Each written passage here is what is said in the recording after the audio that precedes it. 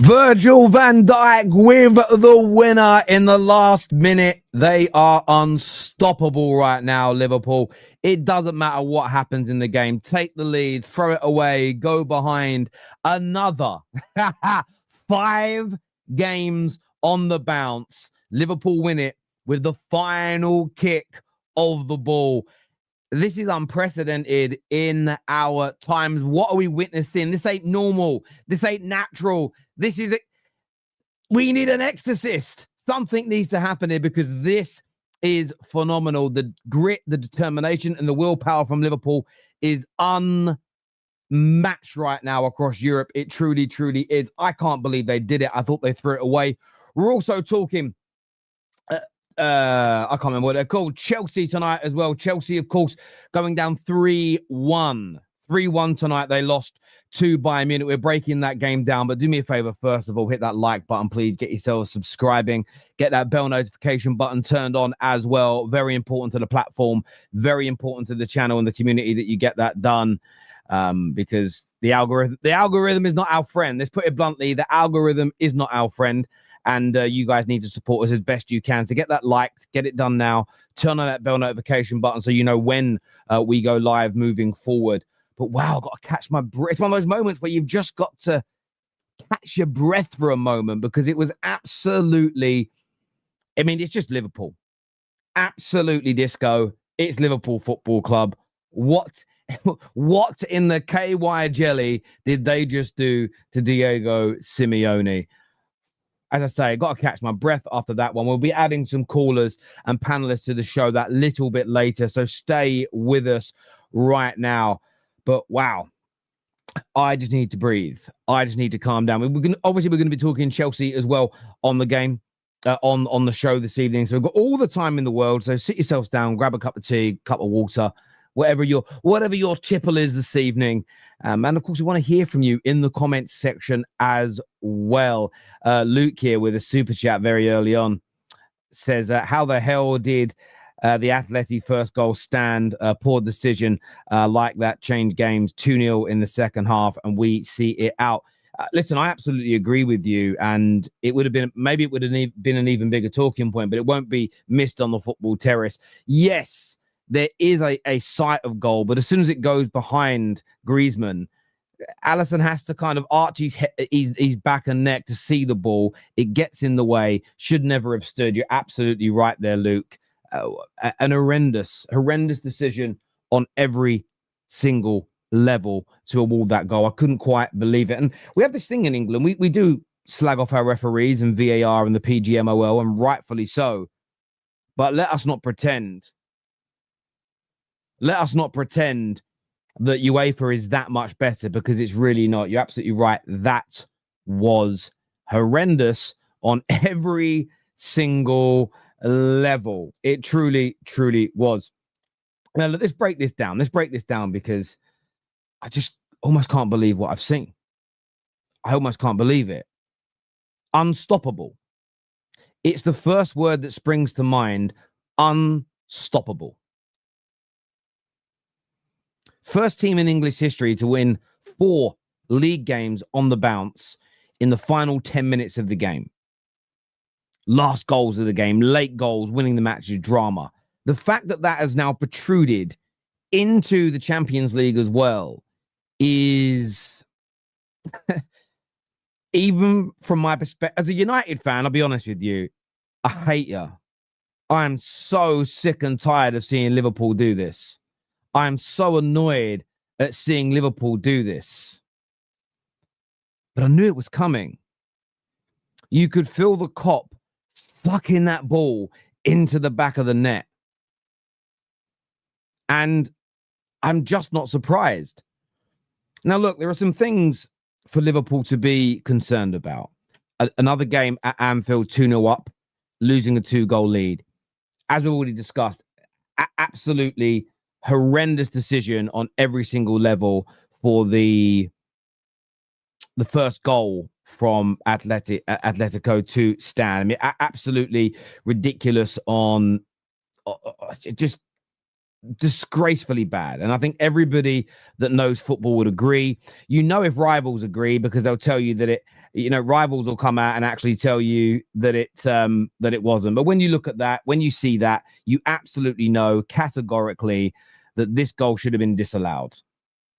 The ball goes behind. If it goes to the opposite corner, no, because there's a clear view for Alisson. But because it goes to Alisson's right, goes behind Griezmann, should have been ruled out. To act like he's not in his line of sight, that he's not in his way, that he doesn't distract him, I think is absolutely ridiculous on any level.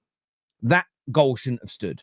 But you've got to give Atletico credit. Resolute, played brilliant football, and they really did dominate Liverpool in the second half. Liverpool just sitting in, defending quite well for the majority, by the way. And I had a whole different narrative about this game, which was even when a team was dominating Liverpool, they weren't really letting many crosses get through. When their lines were being broke, they were getting the right blocks in. They were going with their runners. They were sort of stopping Atletico from getting gilt-edged chances. And I think that was really key. The equalizer is a little fortuitous. Decent volley, takes a big deflection and goes in. And suddenly, Liverpool are staring down the barrel. And you know what was going to be written. Isak's first game was poor. Another game where Wirtz didn't deliver.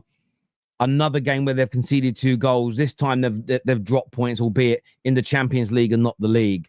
But then just this, is the word indomitable? I don't know what the word, I'm looking for a big word. I need a word. But this spirit that Liverpool summon. You remember that great scene in Return of the King, Lord of the Rings, when Aragorn jumps off the boat, him, Legolas, and Gimli, I think is the name of the dwarf, and the orcs and Orcai are about to fight are sort of laughing, you free. And then those kind of weird ghosty characters come off and just overwhelm everyone. It's almost like Liverpool do that in these moments. We need a goal. What can we summon? What can we drag up from the depths of Liverpool's history to help? And it's almost like it's suddenly 11 versus 3 or 22 players versus 11. It feels like they've got the extra man, the crowd sucking the ball into the back of the net, and they just get the job done. Now, I'm going to end up sounding like a complete and utter broken record. Liverpool will improve across a 90-minute game. They are going to get better. I stand on that. I don't see a world where Liverpool keep allowing this to happen. I actually think that there's an element at the minute that was called out in the summer, which was that it's going to take a little bit of time for these new players to gel. I thought Isak, for instance, looked okay tonight. Again, some good moments, some good touches, but still not that cutting edge. Yes, he set up a really good chance for Mo Salah to kill the game and make it 3-1 that hit the post. But outside of that, you would expect a lot more from both of those players. They just need time to settle into the team. Similar with Frimpong. Did some good things in the game, but I saw so much more from him at Leverkusen. So I think Liverpool are struggling at the moment to find balance with their new players. But that all being said, we know how good a manager Slot is. We know what a brilliant and what a great togetherness the club has, the fans have. Their fans are not going to be jumping on their necks, calling them flops, doing crazy TikToks, doing mad videos. Their media and ex-pros are not going to start attacking them at the first sign of trouble to really unsettle everybody. It will very much be a case of Liverpool battening down the hatchets, a seize mentality, and they'll get their club, they'll get their players through it, and they work in wonderful unison in that way, the football club. They do, and I am jealous that my club doesn't have that ability anymore. We've lost it. It's gone. It's gone in the wind. The answer, my friend, is blowing in the wind, and it is. So I do think there's a little bit of a disjointed issue right now with Liverpool. They're not perfect. I think you'd be a lie to say that they are. They ain't losing games. They've got Everton next. Everton might even score a goal at Anfield. They might even get 2 goals at Anfield. But you know, however many goals Everton score this weekend, you know and I know that Liverpool are scoring at least 1 more. It's going to happen. The mentality of this football club is elite. The bounce back ability is scary. And the real sobering fact, the bit that really keeps the rivals up at night, the element that scares people here, the bit that really worries them deep down in their core, is that we all know Liverpool are going to get better. We all know Liverpool are going to perform better. We all know Liverpool have got levels and levels and levels to go yet. We really, really do. And if we're being honest tonight, we have to call things out for what they are.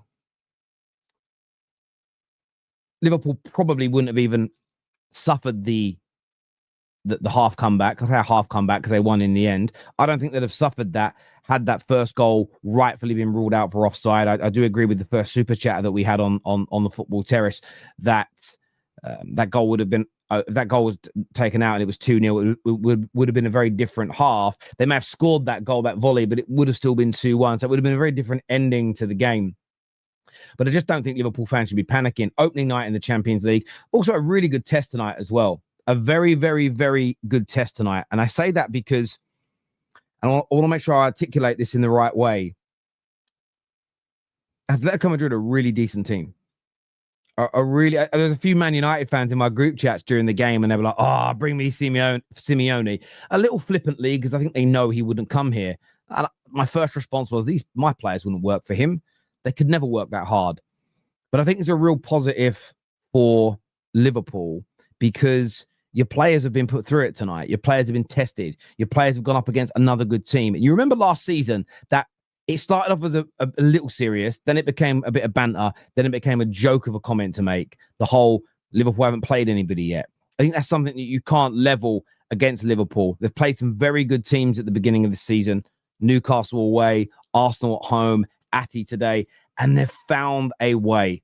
They've found a way, and it won't be long. It might take until the next international break, but at some point they're going to find their feet and they're going to start putting teams away. I felt they did that in the opening period of the game. Now, I want to give a shout out tonight as well to Mo Salah because it will probably go unnoticed with Van Dijk getting the winner and all the other moments in the game. But the second goal from him tonight, Liverpool fans, don't let that be forgotten. I cannot tell you the quality of that goal. It was just sublime on every single level. The strength, the deft touch, the composure, the balance. And do you know what really makes me laugh when it comes to Mo Salah is the amount of people that talk about Mo Salah as though he doesn't really have any great technique. He's not really that good a football player. He's not technically gifted. You can't score that goal. You cannot put that goal into the back of the net. You can't deliver what he did if you don't have an exceedingly high level of technical ability. You just can't. It is an impossibility on every single level. No doubt about that. So I wanted to give him a shout out because he absolutely deserved it. A few of the comments on the Football Terrace have said, Terry, what did you make of Wirtz tonight? Look, it wasn't the greatest game, wasn't the worst game either. You know, there were 5 key passes tonight, 5 opportunities created in the game. Okay, lots of touches, always involved. Wasn't a stinker. Wasn't, oh my God, it wasn't £100 million performance. Liverpool fans, just do the right thing here. Liverpool fans, just stick with your player. Stand by his side. Rivals are coming for him. The media will come for him. You need to protect him. That is what you guys need to do. Your club, your fans need to go and protect him in that way. But I thought he did okay. I thought he did okay tonight. I don't think, again, I think the rating on the screen, I think it's absolutely fair. I think a 7 out of 10 is exactly what I would give him tonight. I truly would. And when it comes to Alexander Isak, look, not the greatest of nights from him, but equally, he wasn't really served up too much. He wasn't really given the chances. He didn't have much provided for him. Now, I know he's a player that can score his own goals. I know he's an individual that has that capability, has the chance to do that. But that doesn't happen every match for a number 9. Even the greatest number 9s of all time weren't creating sitters for themselves every single match. R9 didn't do it. Do you know what I'm saying? Henry didn't do it. Van Nistelrooy didn't do it. Rooney didn't do it. So I'm not going to put that expectation on Isak, especially when he's not kicked a ball for about 3 or 4 months. Decent debut. So much more to come for this man. There were some really good little bits of interplay and build-up play in the first half, and I think they'll get a lot more out of him. I personally, if I was Liverpool, I wouldn't start him against Everton. I would go the other way around at the forthcoming derby. I would start Hugo Ekitike, who I think has been excellent for Liverpool so far, and I would bring Alexander Isak on against tired legs in the last 30 to 20 minutes of the game and just say to him, go out there and run your socks off. Go out there and just absolutely give everything you've got for 20 minutes, 30 minutes and see what you could do. I'd go the other way around, but I didn't think I didn't think he was poor or anything. Again, people are going to go in, but I'm going to keep it 100. I'm going to keep it honest. I don't think he was as bad as people are making out. But Liverpool, as mentioned, look absolutely unstoppable at the minute. Not perfect, but absolutely unstoppable. Do me a favor, please, people, and hit that like button if you haven't done so already. I know some of you have. Not everybody has, though. Get it liked, please. 4,000 people watching. Let's get it done. Let's jump to some of your super chats that have come in. I don't agree with the offside, Terry. It's not clear that the player interfered with play. He never attempted to play the ball and was a reasonable, safe distance from the keeper. Marco, I hear your point. You don't, if you're in the eye line of the goalkeeper, you don't need to attempt to play the ball. So that's a bit of a red herring in this. For me, though, it's the fact that I've got to keep it 100 because I've had this go against my club. If I'm the goalkeeper, and we can actually do this. Someone said that the way I'm pointing, that's to my right. Okay, that's to my right. Even if there's a player there on my right, if somebody shoots behind him and he walks across me, I have to look past the player to see where the ball is. They're in your line of sight. They're in your way. They're not enabling you to judge the flight of the ball properly because they're blocking it. So it can't not be offside. Otherwise, just stand a player. Or just always do that. Stand a player just in front of the goalie to the right and curl the ball around the player, and you'll score every time because the goalie won't be able to see where the ball is. Absolutely offside for me. Max here says attack was sorry. Let me just because we're going to go on to Chelsea in a minute as well. I just need to super chat timestamp when we started these super chats so that people can come back and see their comments. Attack was way better with chance creation, but we should finish the game off earlier. Concerned about dropping 2-0 leads, even though yes, I only said Sloth. Why can't I remember how to say his name properly? Him missed that chance at the end. High emotion endings. Yeah, crazy. That could have been another equalizer. Viet's played well, several brilliant turns and should have had 2 assists. But Mo, barring the goal, was kind of average, was kind of greedy in the first half as well, is what Joshua says here. We'll come back to the Chelsea ones a little bit later in the show. Given 0 preseason, happy, very pleased with Isak. Yeah, I think he should be. Jota scored late. His spirit is with the team. Yeah, man. Big up, my mate Jota. I used to message him. If you watch the Terrace long enough, I used to sit there texting him after games like this when he got winners. Kind of miss doing that because I know a few footballers, but I don't really. He was one of the only ones I stayed in contact with from my last job. Lovely man. The cardiac copites do it again. The only thing that's unsustainable is my heart, because I don't think I'll make it through the season at this rate. I hear ya. Hey, Terry, Liverpool's current position is irrelevant. Last year, they won. The group didn't work out well for them. Also, in the final, they always lose to Real Madrid. Agree. Keep up the great work. I don't think it's irrelevant. This year, again, every point, every goal, every win is imperative because the higher you finish, the better your draws are. So if you come first and second again this year, you play every single second leg at home. Now, yes, Liverpool went out with the second leg at their home ground last year to PSG, but you'd still rather have all the second legs at home, especially with the away goal rule not counting. So yeah, 110%. I agree. I don't agree 100% with you, but I think I disagree is what I meant to say. That it's very important. 5 games into the season, and it's got to be already so exhausting. Hate watching us. We're simply inevitable. Our juju is so strong, bro. Listen, I understand the hate watching was funny when people first started doing hate watch-alongs and that. I just look at it now as a little bit. I wouldn't say cringe. Like, do your own content if you enjoy it, but you're gonna hate watch Liverpool, consistently be disappointed, and crash out. Maybe that's the point. I suppose I don't know. Viet's 007, Isak 001. I swear Viet's has got an assist. I swear he's already got one. I could be wrong, but I swear he's already got an assist, my bro. I don't really participate in the 007 thing because it's too conformative. But I swear he's got one. I could be wrong. But I thought he got one. Yeah, he got one in the Community Shield, didn't he? And that's an official match. So he's already got one, bro. I thought he got one. How the hell did Atleti's first goal stand? Yeah, already done that super chat, but yeah, very, very poor indeed. We're bringing out the panel soon to have their say. I want to touch on Chelsea as well before we bring the panel out this evening, because obviously it's difficult when you've got two such brilliant games. Look, Chelsea were outclassed in the end tonight. They were outclassed in the end. But I still think Chelsea showed a lot of bravery tonight. I still think Chelsea showed their qualities. The difference between the two sides this evening is Bayern Munich's, not the club. I'm talking the current group of players, which I suppose is the club because they've had a continuity.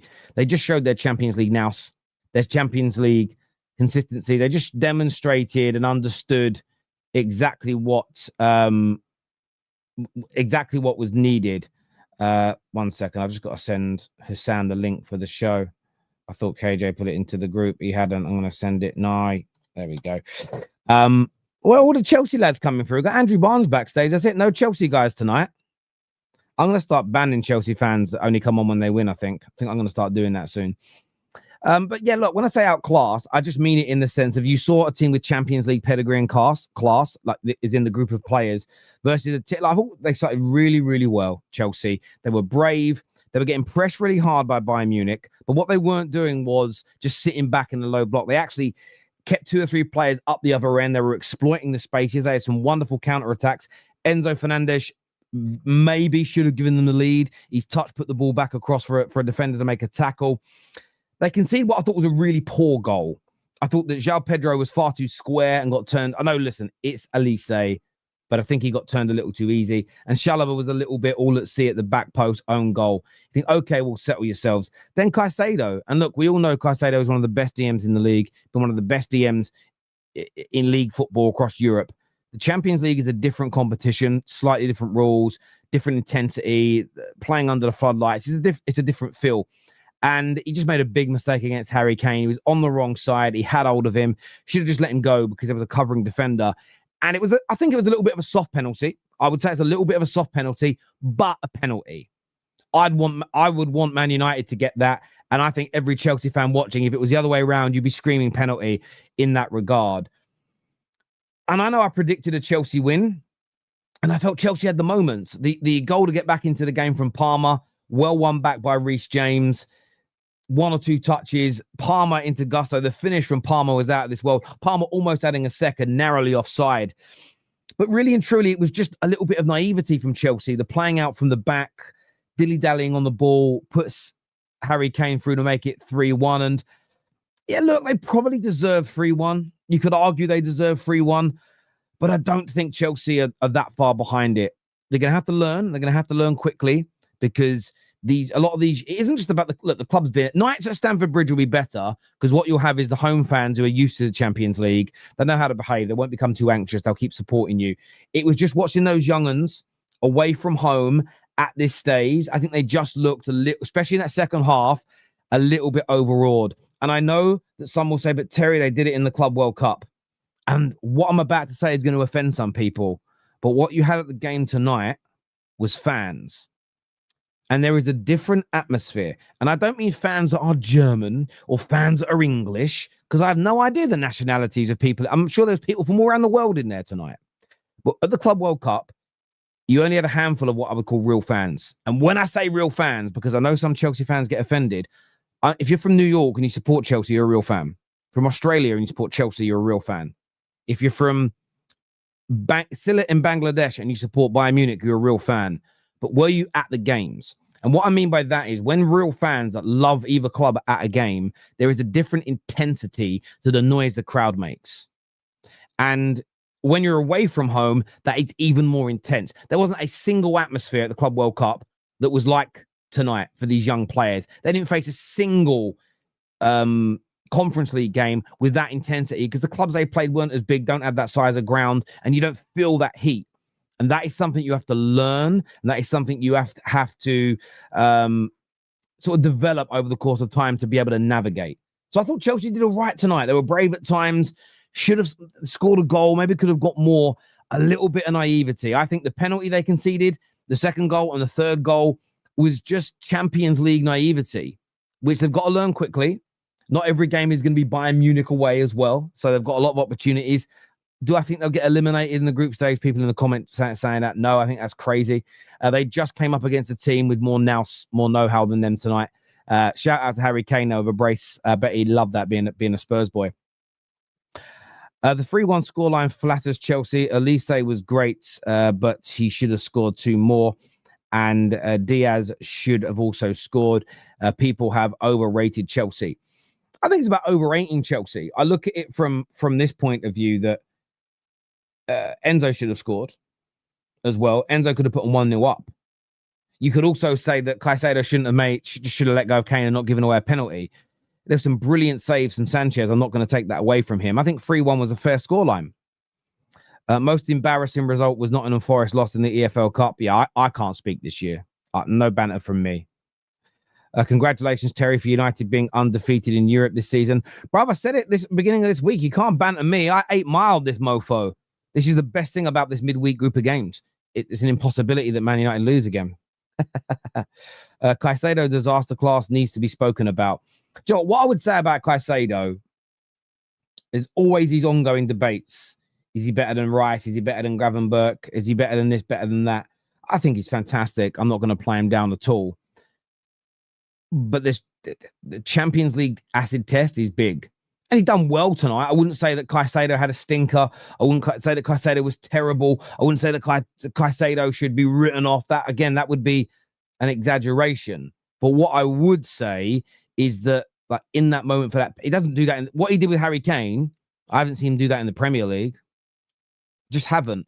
And it's just that know-how. Maybe there was a little bit of being a little bit over-enthusiastic. There were times where Chelsea did attack and the midfield, including Caicedo, pushed a little too high and the space in behind was exploited. And it's just a different level and different type of football.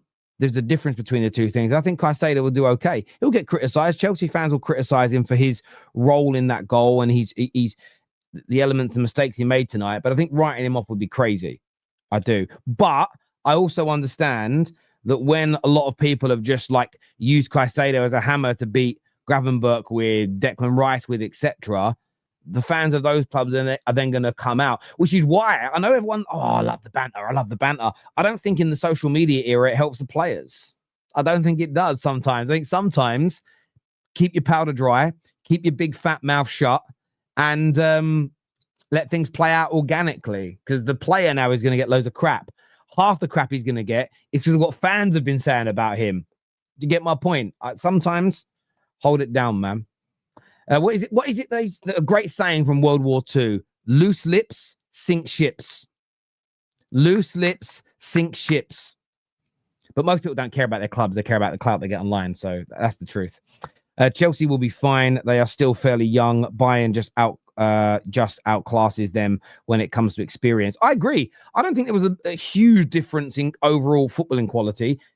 Play this game back at Stamford Bridge, much closer scoreline. I think Chelsea could win it. Play at a neutral ground. I think Chelsea could win it. It was that nous and know-how, especially in the second half, because what Bayern Munich stopped doing is they stopped pressing as hard and just said, okay, well, we'll sit in and hold the ball now. What can you do? Where in the first half, they pressed them harder. It was really, I enjoyed it. It was really, what I love about the way the new Champions League format, you get bigger teams play each other earlier. The teams just seem to attack each other more. Back with the old format, I got to a point where I couldn't be bothered with the first 3 or 4 group games until a team was in jeopardy of going out. It was almost pointless. So, yeah, very, very good tonight indeed. We're nearly on 1,000 likes, people. Let's get that smashed right now, if you haven't done it already. We're going to bring the panel out in a few moments to have their say on the show, which will be really, really nice. I want to make sure I haven't missed any of your very generous super chats. See, Grey Wolf's in here with a member chat. Says both Bayern and Chelsea will make the semis of the Champions League. Brilliant football game. Fans are far too results-based to look at the mentality, and Chelsea have it in spades. Well, do you know what I thought was really good as well is you didn't collapse, and you came back into the game quite well late on also. So, yeah, look, I think there's that. Whether you get to the semis or not remains to be seen. Could you get to the semis? Yes, is the blunt answer. There is an absolute possibility that you get to the semis, because you've sort of done this before, Chelsea, when you haven't been fancied to do well in Europe, and you've gone on to win it twice, actually. So, yeah, people say cap. Again, I'm not. I don't bet against history. Sometimes you've just got to go with history. It's as simple and it's as straightforward as that.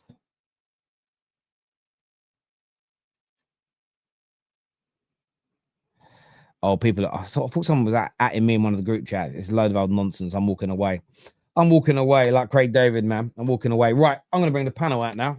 Let me put my earphones on. Oh, that's loud, and turn that down a bit. Right, let me move this over. For a second, right, there's a gentleman backstage in a Bayern kit. And for a second, I was like, I don't know who he is. And then I remember Husam chatted to me about him earlier on today, and I was like, oh, that's okay. I was like, oh, how did he get one of the links? Because KJ sends it. I was like, someone new, and I remembered. That's love, bro. Love. It's not an issue. I was just like, oh, someone new. Every now and then that happens. That's what also happens when like Ram washes his hair. He looks like a new human being. So he comes on. You're like, oh, Ram. Didn't recognize you backstage with that greasy hair. He doesn't have greasy hair. I've met Ram. I've sat next to him. I've touched his hair when he was asleep. So he hasn't got greasy hair. I'm joking. I'm joking, people. He was awake. Right, let's bring the panel out now, people, to have their say on the show. Sam is here. Rack is here. Ram, Barnsey. We've got Zeer Talks. We've got Elijah. Who else we've got here? We've got Ches. We've got Andrew. We've got a few more backstage as well. Welcome back to the show, gentlemen. Sam, I'm going to come to you first, bro. You did it again. In the last minute of the game, you scored a winner. Break it down for me, mate. I will break it down for you, and I think if anyone says Liverpool can't keep getting away with it in today's game, you just didn't watch the game. Just put the fries in the bag and just admit you didn't watch the game. Today, Liverpool could have won by 5 goals. Like, the only reason why we didn't score 4, 5, or 6 goals is we missed the chances. It's as simple as that. Yes, I know it's a late winner, but let's not do results-based analysis. The reality of the situation, Liverpool could have scored 5 goals. Like, this could have been, like, genuinely on any other day, this could have been, like, 5-0 or 5-1 Liverpool, and we would have sat here going, like, oh my God, Liverpool make a big statement, but we just made it hard for ourselves. Today was not luck. Today was us just making it unnecessarily difficult for our own selves. We generally could have scored 5 goals. Salah missed a chance front of goal. He was unbelievable today, by the way. He himself had a combined XG and expected assists of 1.89. Just him by himself. You know, Atletico Madrid scored a wonder goal, and a goal I think that should have been ruled off as well, because Griezmann was in front of Alisson's eyesight. I don't know why they didn't rule that out right there. I think there were 2 reasons to give that as offside, but regardless, you know, Salah was unbelievable in the game today. I think Szoboszlai was incredible on the pitch. Gravenberch was incredible. Here's why I'm irritated, because I don't think any singular player played badly. Gakpo was a little bit underwhelming, but other than that, I wouldn't point at any player and go like, oh my God, he was ass today. No. They were all incredible, but it's just the missed chances that came back that made us be in a position where we score a last-minute winner. This missed chances is the reason why the scoreline today is 3-2. Literally, that's it. This game could have been 5-6, and it's the best performance we've had all season long. We slapped Atletico. We dominated them. We destroyed them on the football pitch. You know, Isak, for me, from the debut, I'm excited already. Already I'm excited. Dropping the shoulder, the places he gets on the football pitch, the shot that he had that was saved by the goalkeeper, the way that he links up play with Wirtz. I said today, me and Terry had the conversation on Straight Facts. Check this out after the stream ends. I said Wirtz will play better with Isak. And today is shown.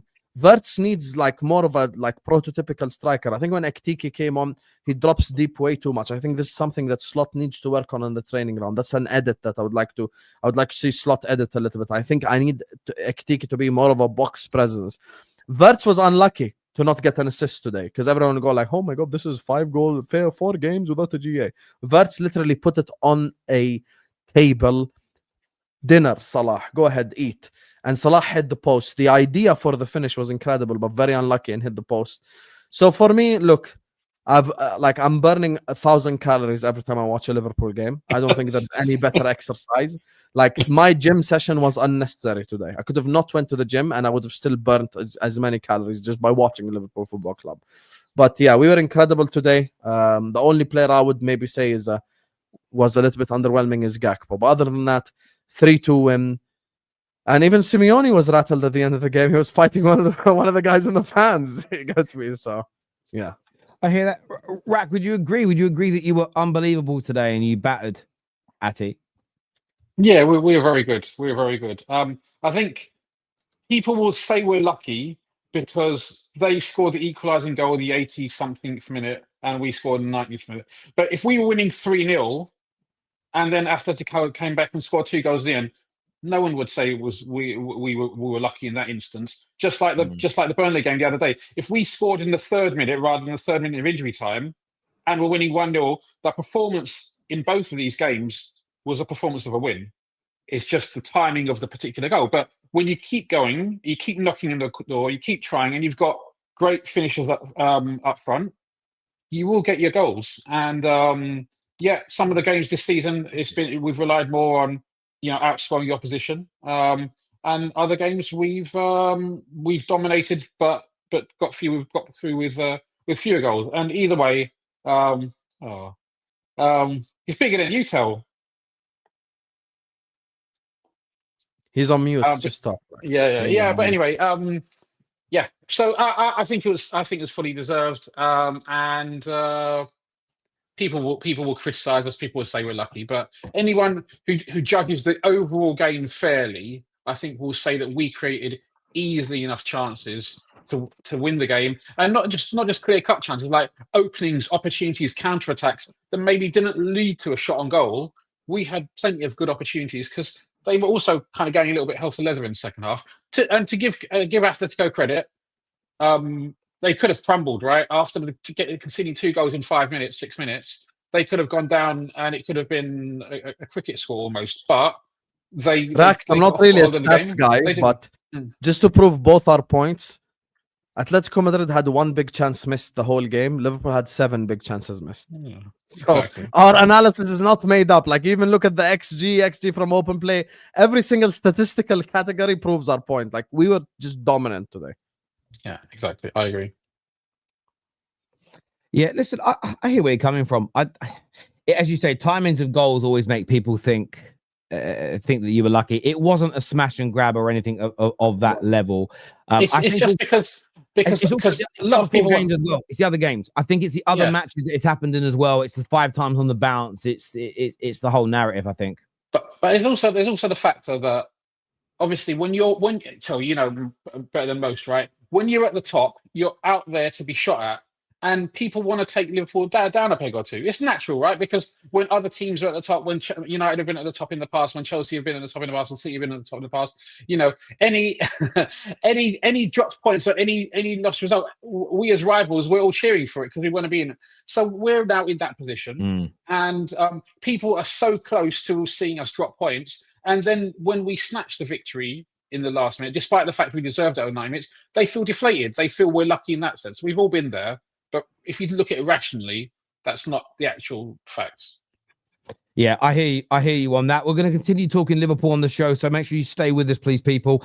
Ches, what did you make of your Chelsea boys tonight? Obviously, a brave performance, scoring, maybe a little bit of naivety creeping in there as well. What do you make of it, Ches? Yeah, great game. I'm sure the Bayern fan will say the same. It was a good game of football. Bayern played really well, as you'd expect at the Allianz. And yeah, I think literally, the beginning of the game, we done really well to step out and attack them the way we did. We created a chance for Enzo, who probably should have bet with the shot. I think Lima came across and deflected it to go out for a corner. And after that, Bayern kind of got into the game a bit more, settled down, and then they kind of took control of the game. So Elise was class. You can see he's a world-class talent. He's probably really world-class player as it is. He's a baller. His touches, his passes. He was causing Kuka a lot of problems. There was no surprise that Elise was the reason why we got the own goal and Chalobah put in his own net. But what I would say is that it was closer than the game kind of shows in the result, in terms of it was our individual errors, and the penalty for me wasn't a penalty, but it is what it is, right?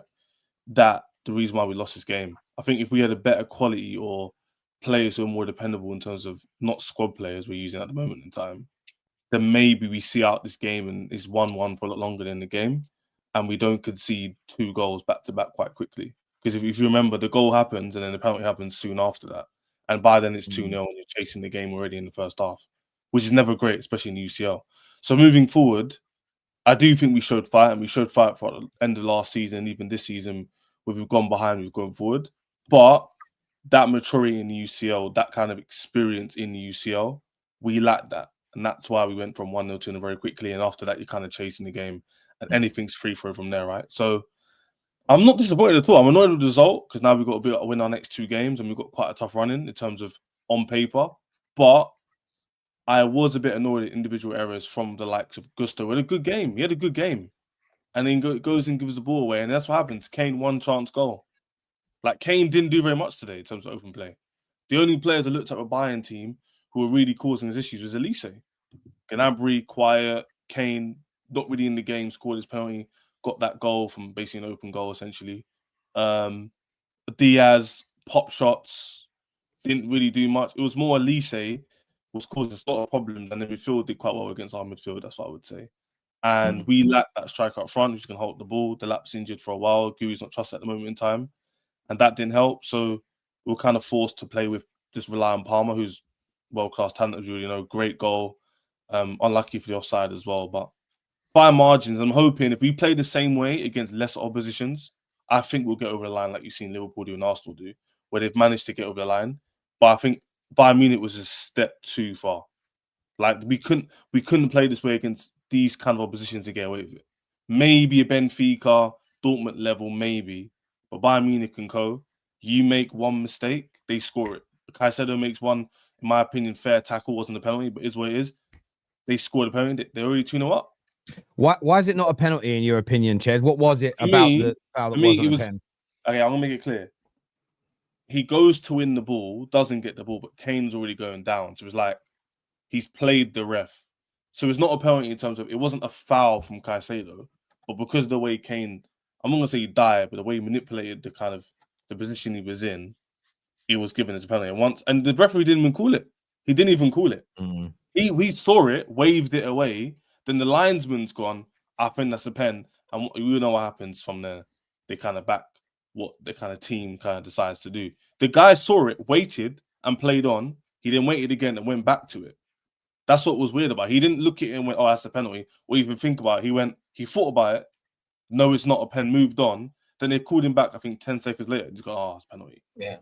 But my point is, before I let someone else speak, fine margins, Liverpool, they're the better team than Chelsea. Obviously, they won the league. And their fine margins, while people keep saying they're lucky, is ridiculous. Those margins will help you win championships and leagues. Whereas Chelsea in the last 4 games in this game, those margins haven't gone our way. Hence, you dropped points and we lost today.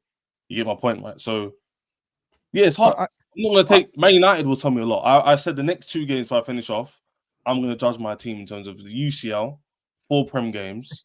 Now, if we don't beat Man United... hang on. I'm going to interject. How can you be judging your quality against a relegation candidate, bruv? What are you doing? I just said 5 games. Yeah, you can't be including a relegation match. You'll get a bigger test playing Grimsby than Man United. I run through that relegation fodder. Of course they're better than Man United. Don't judge anything against us. We're shit. Fair enough. But our record at Old Trafford's terrible, and Terry knows that. That's like judging your looks against the Elephant Man. You'll always win. Like, honestly, bro. I hope so. Well, Ches, I don't know, bruv. No, I'm joking. Good looking geezer. Yeah. Me, bruv. I'm now at 40 odd. Yes, not when I was your age. When I was your age, man was an Adonis, bruv, bowling about. That's but anyway, Elijah, you were very angry with Chelsea on Saturday. How are you feeling about them today? Obviously, a heavy defeat on the scoreline 3-1. But what did you make of Chelsea's performance today, my friend? Yeah, listen, I'm very, very disappointed, man. Like, I feel like the first half, we started off really good. You know, Enzo should have scored. We had so many opportunities, but when it comes to individual mistakes, this is what it will cost us. And what I'm disappointed here is that we literally gave them the goals. Like, the first goal was an on goal by Chalobah, which was very unlucky, but, you know, but Michael Olise was the reason why that happened. You know, the third goal, like, Malo Gusto in the first half did so well, you know, setting up Cole Palmer's goal, you know, did well defensively as well. But why on earth would you just give the ball away for Harry Kane score? It makes no sense. And if you saw Robert Sanchez's reaction, you know, he deserves to be angry. He really did, because Gusto just literally just made it worse for us. He really did. So yeah, the performance was good, but the result wasn't that great. But I feel like for me that Cole Palmer was our best player today because he scored the goal, and yes, he was offside for the second one, but at least was the only player that turned up. You know what I mean? I thought Caicedo, yes, he gave away the penalty, but at least he was part of the Cole Palmer's goal. And what I will have to criticize is that we decided to bring on Estevao in the 81st minute. That's the one thing I didn't get. It was too late because when Estevao came on, he could have gone assist, but obviously it was Cole Palmer that was disallowed. But why on earth would you bring him on in the 81st minute? That was too late. I feel like Estevao was the only substitution that did well. In terms of Garnacho and Andre Santos, I don't think they made enough impact. It's only Estevao, but it was too little, too late. And the thing I don't get to is that why is Mark Guru not starting today? He didn't start against Brentford and he didn't start tonight. If he was like, he said in his press conference yesterday that, on Saturday, that Mark Guru is our only striker. Well, if that's the case, why are you not starting him? I like João Pedro for me cannot start in a false line again because today he was anonymous. He was nowhere near good enough. And I'm not even going to blame him because for me, that false line does not work. He works better in the number 10. And you can clearly see that didn't work. I thought Neto wasn't that great today. I thought Kukwe up against Michael Olise wasn't that great. I thought, yeah, it was just not good enough. Like the only players I could give praise to is probably Estevao, Cole Palmer, Caicedo, and probably Robert Sanchez because he made some big saves. And if he weren't for Robert Sanchez, Terry, it could have been like 6 or 7. So I can't really blame Sanchez today because the goals we conceded weren't his fault. It really weren't. So, but honestly, listen. On the Mark Gui point there, I think clearly at the moment in time, he doesn't trust Mark up front. I think that's very obvious because he didn't even put him on the bench the other day. And today, the opportunity to play him again, he didn't even bring him on. So for me, that's a PR spin. But what my point is that he might need to be forced to play him because João Pedro performs better in the 10, being a second striker sort of role, where he roams, can go forward above the striker, can play in the pocket. But if he's up front, he's forced to stay in that position. And when he drops, he's got no focal point. So that's for Maresca to kind of figure out himself until Delat comes back. When Delat's back in about probably 10 weeks or probably like late November minimum. So probably a lot of games to play before then. So he's going to have to figure it out. We've got Champions League, we've got Premier League games. We've got FA Cup games next year as well. So he's got to figure that out. And yeah, the mistake is what undone us today. I think Bayern Munich deserved to win in terms of their football, but the goals we conceded is like Liverpool, for example, we played this. If Bayern Munich played the same way against Liverpool, Liverpool don't concede those goals. And they probably nick it because they'll stay in the game, they'll defend better, and they'll just nick their chance at the end. Do you get my point? So, yeah, I don't know what we're going to do about that. Hopefully, I do agree with you, but this is where I'm not going to blame Enzo and Wesker on the striker situation because we should have got at least another one because Liam Delap is injured and we decided to bring Mark Guru back for Sunderland, which makes no sense. And for me, we should have bought another centre-back because Tosin, once again, 1v1 today was really poor. There were times where Harry Kane was running, through on goal and he decides to, just back off instead of marking Harry Kane. And it just makes no sense. Yeah, I'm not blaming Maresca for not getting a focal point number 9. That's not his fault. He also asked for it like he wanted the centre-back. They didn't give it to him. That's on the board, right? And they've trusted him to make the decisions. So that's a miscommunication there, which happened last season as well, by the way, with the likes of Sancho and stuff who came in last minute. But at the same time, you've got a guy there who can play there, and whether you rate him or not, can do something more than what João Pedro is doing up there in terms of holding up defenders, making runs, etc. So he has so much excuses. If you don't win games, the excuses kind of run out. You got to change things up. You can't keep doing the same thing. That you drop points against United, for example. You drop points against Benfica. Now things look very, very spooky and dark. Do you get me? So I'm going to cut, but love for love. Hopefully, I hear that. I hear that, bro. Top man. Yeah, speak to you soon. Cheers. Thank you. Ram, what about yourself when it comes to Liverpool tonight? Obviously, looking for that kind of maybe that performance, maybe that statement win. Do you feel you got that tonight? I think performance-wise, going forward, I thought we were pretty good. I'm going to echo what Husam and what Rak said. We should have scored around about 5 goals today. If a couple of players got decent contacts on the ball or put the ball a little left was in towards the goal, we would have got a couple more goals. I think the goals that we conceded overall, look, one was a screamer from a very underrated footballer in the world, and the other one was, like you guys said, it was a fortuitous goal, should have been ruled out for offside, but we weren't troubled. That was the thing. If anyone who watched that game, I was not troubled by any of their attacks at all. Maybe the last one from Alexander Sorloth, but then again, it was a header that he was reaching for. It was going to go straight to Alisson either way. But any attack they came down, whether the left-hand side or the right-hand side, we dealt with it pretty well. I think Konate and Virgil van Dijk both have really good games. And we made enough chances to put the game to bed, but we didn't. But if you're looking for a good performance from every single player, I thought we got that today. I thought every player today did a good job. I like maybe Cody Gakpo is the only one that wasn't really doing much, being a bit too predictable, cutting inside every single time, not using that left back option, which was always available, always keeping his head down. But overall, you can't fault any of the players today. I think they played really, really well. But the only issue is that sometimes in key moments we just go keep our heads switched on, and we didn't. But at the end of the day, good performance, 2 great goals from a very underrated player. I can't really compare. And all the rivals saying, "Oh, lucky Liverpool again," clearly didn't watch the game. And I know I saw a lot of comments talk about Florian Wirtz. Again, look at the game back. The guy literally should have 2 assists from Frimpong and Salah. If Frimpong didn't kick hair and kick the ball, we would have got a 3rd goal. And if Salah got it a couple of inches towards the goal, then it would have been a bit of 3rd goal. So I thought he was decent. I think context is important.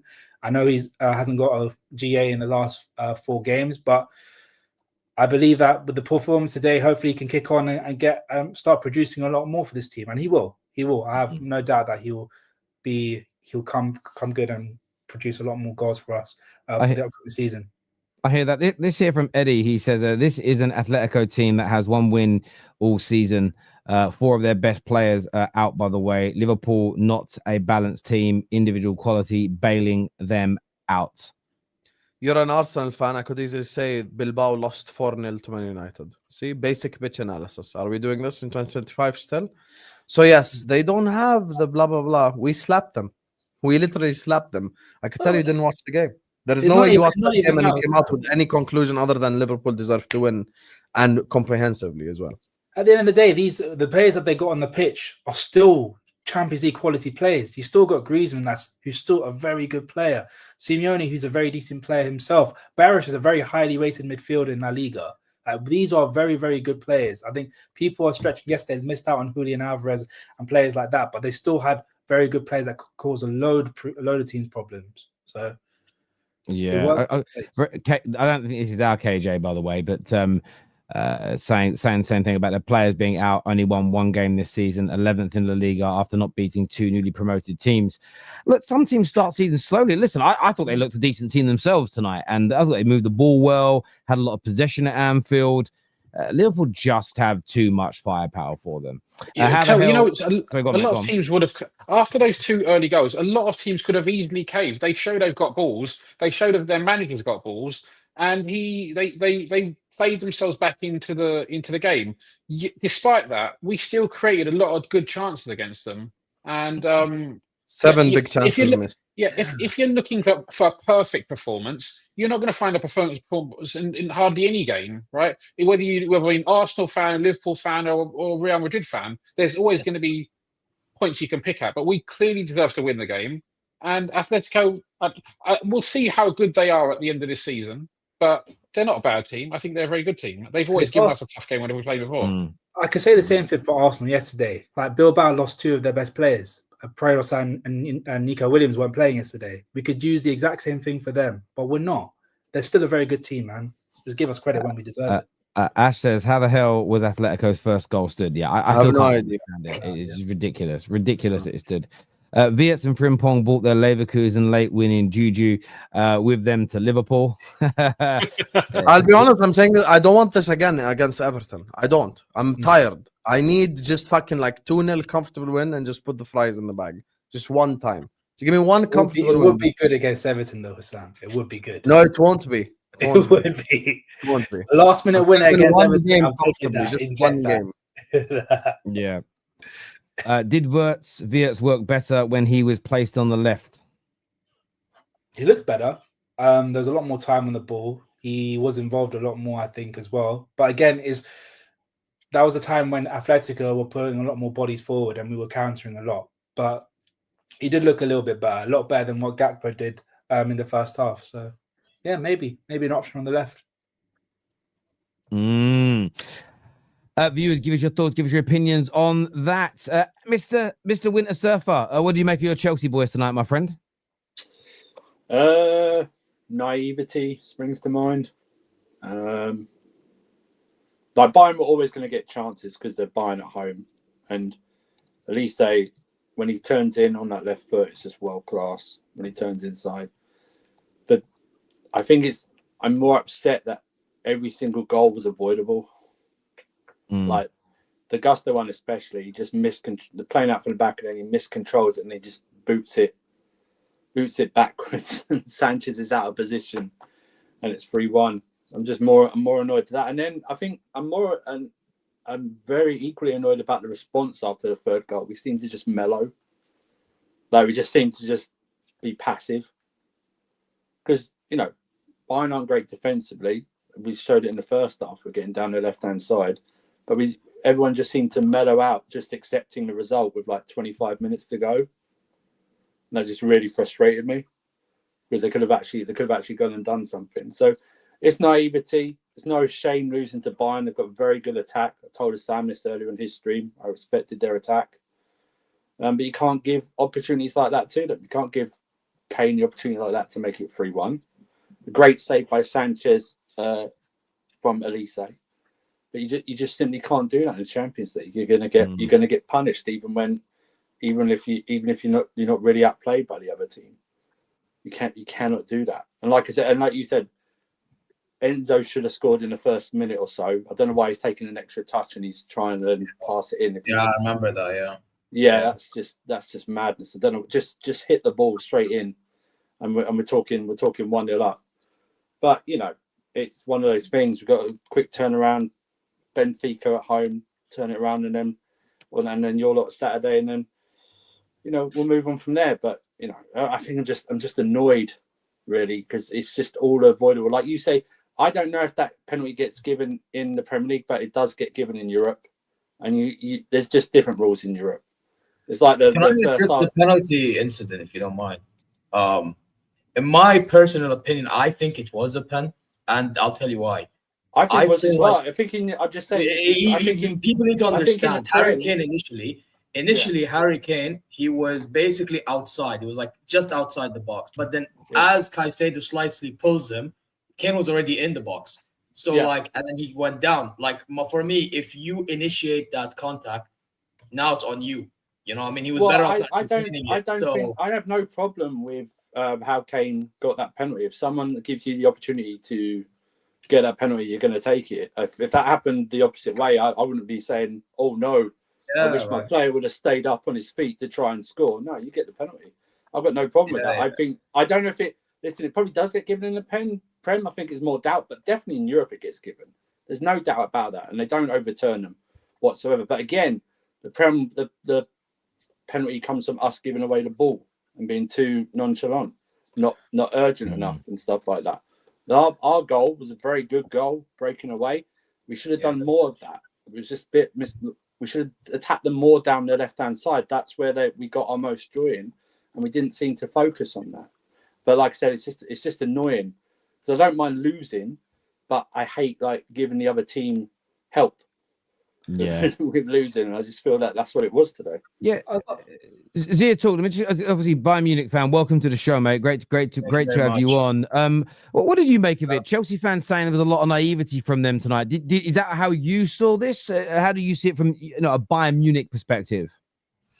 I can hear the naivety talk, to be honest, but my question would also then be why was there all this chest heading into the game then? I felt like there was a lot of Chelsea fans that were showing so much chest against us heading into this game. And I guess now they reap what they sow.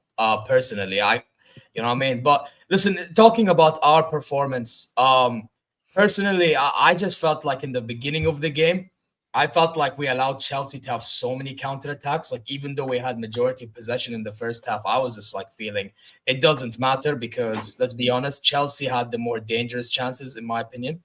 Like the Enzo one that Surfer was talking about, or there was one Palmer scored from Caicedo's interception immediately after Kane scoring the pen. You know what I mean? I also felt like we gave away some attacks that Pedro Neto fumbled a lot of them. He fumbled a lot of attacks, I felt like, and made Limer's life very easy. I thought Limer was very good dealing with Pedro Neto today. But in terms of them attacking from the other end, I thought they were dangerous in transition, especially when Sanchez was passing around from the goalkeeper. Absolutely brilliant, because Jonathan Tah, I thought he was like our worst performing player. And he got subbed off in halftime for Kim Min Jae, and there was a difference shown. You know, that was that. Because I disagree with as well. I disagree with Elijah. I thought João Pedro was better in the first half than he was in the second. But I think the Jonathan Tah, who probably lucky stayed on the pitch actually, given that. He got subbed off because he was on the yellow. So the only reason he got subbed off was because it wasn't injury, it was because of the yellow card. But I thought the introduction of Kim Min Jae actually helped a lot with Bayern in terms of their the control in most of the second half. I thought that was a good replacement, good substitution that Company made. But we have to. Like I said, I know I've told Sam this. This is one of the games when I looked at the fixture list where I had like big question mark over in terms of getting points. We have to get this out of our system now, and we have to beat. Is it Benfica? I think it's Benfica. We have to get over the Jose Mourinho reunion crap that we're going to hear for like 3 or 4 days beforehand, and actually just remind him why, remind him that his glory days are behind him. Do you know what I mean? So.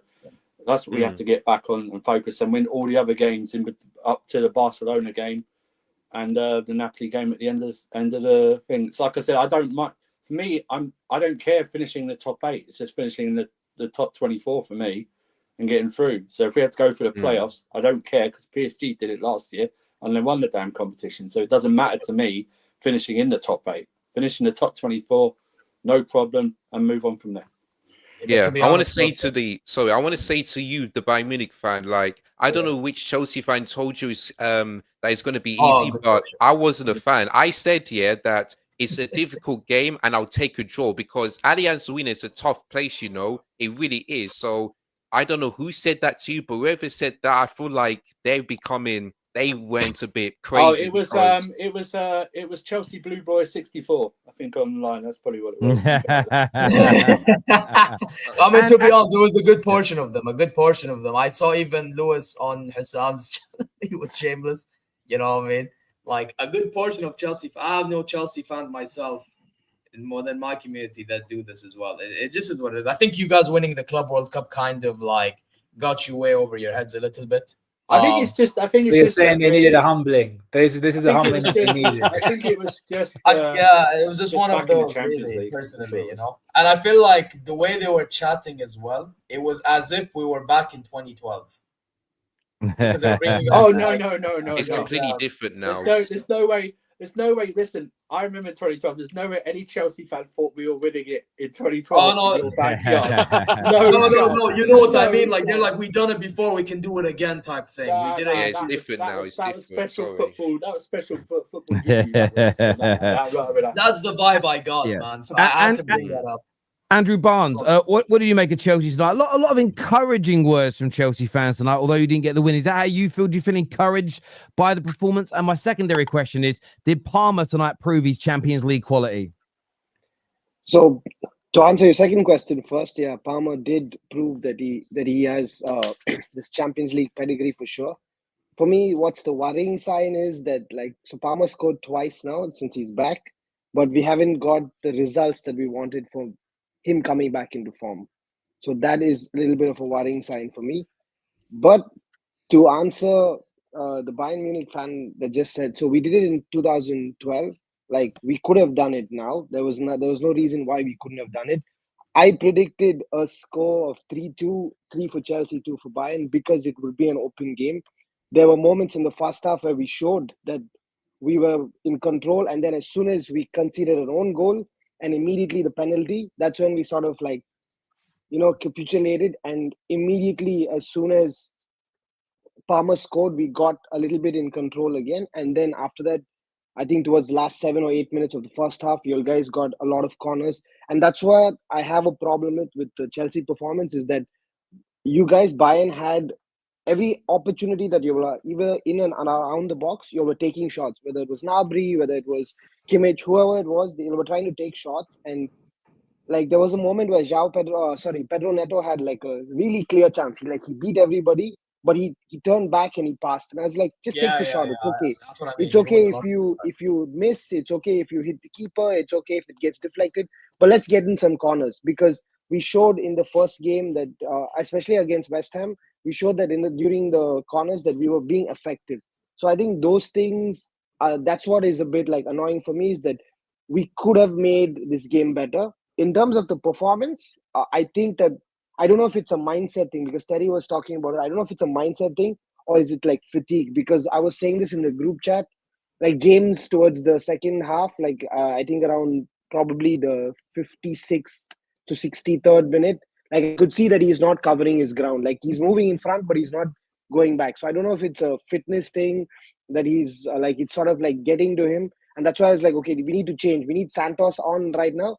And I think everybody's thinking that Estevao made that pass to Ding, but it was Santos that made the pass to Palmer. Because that pass was so good. And I was like, man, I really hope that goal went in, because then we had 6 minutes. And I just have one thing to say about the referee. Like the penalty, I have no say in that, because like it's the Champions League. We know that these kind of things, handballs, the penalties, it's more easily given in these competitions. But that drop ball, I don't know what was going on there for the first goal. Because I can explain it, because he took the free kick and he correct. He took the free kick on the referee. I understood that. Like, so they hit it on the referee. The referee let them go to take the free kick again. So everybody was still in their position for the free kick. And then he came to the player, took the ball, and he said drop ball. And by then, everybody in the Chelsea wall, everybody was still standing for the free kick. And then it was a drop ball. That's why it was João Pedro with Olise instead of Kukurea being with Olise. And for me, that was what annoyed me. I was like, you can't make these kind of mistakes in the thing. There was even one moment in the first half, at the end of the first half, where I know the time was, it was still like few seconds, and Sanchez was about to release the ball. He blew the whistle and he put his hand to his ear. Sanchez was looking at him, and then he blew the halftime whistle. I was like, what is the to be honest, that one I agree with. I actually agree with that call, because he was about to continue to play. Yeah, it made no sense. The first whistle made no sense. And there was like many things like this. Even in the second half, the extra time, they started with the stoppage time. They started with +2 stoppage time, and then they changed it to +6. And I was like, what is just with the drop ball though, it doesn't have to actually blow the whistle for us to be active. It's just no. Andrew, the problem is not with the drop ball itself. Yeah, but the problem is that they reacted well, because we were set up already in the free kick formation. So correct, and that's the reason João Pedro again, because he didn't indicate it was a drop ball. But the referee did address. He was addressing what was going to happen. But it is a drop ball. But this is the thing. The players all know if the ball hits the ref. But he doesn't need to address it. The players, like, even an example, if you handball it in the box, you can see the penalty. It shouldn't need the referee to tell you, by the way, everyone, it's a penalty now. If the ball hits the ref, it's a drop ball. Yeah, it's a known thing, to be fair, yeah.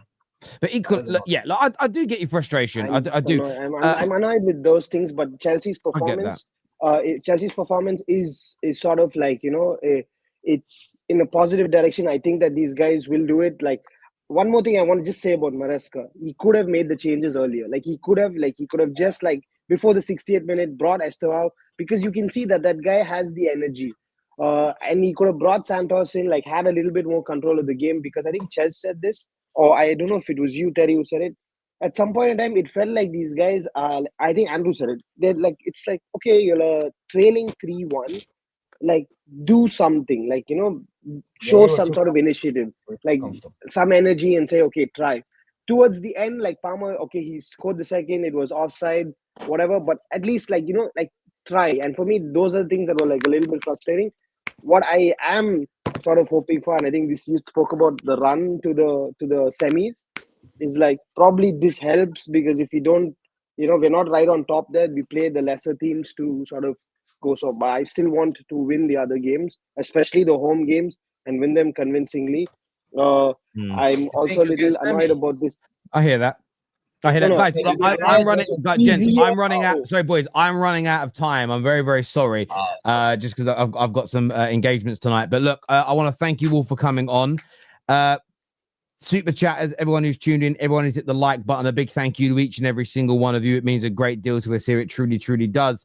But until next time, everybody, take care. Goodbye. God bless. And we're going to see you all again very, very soon. Peace.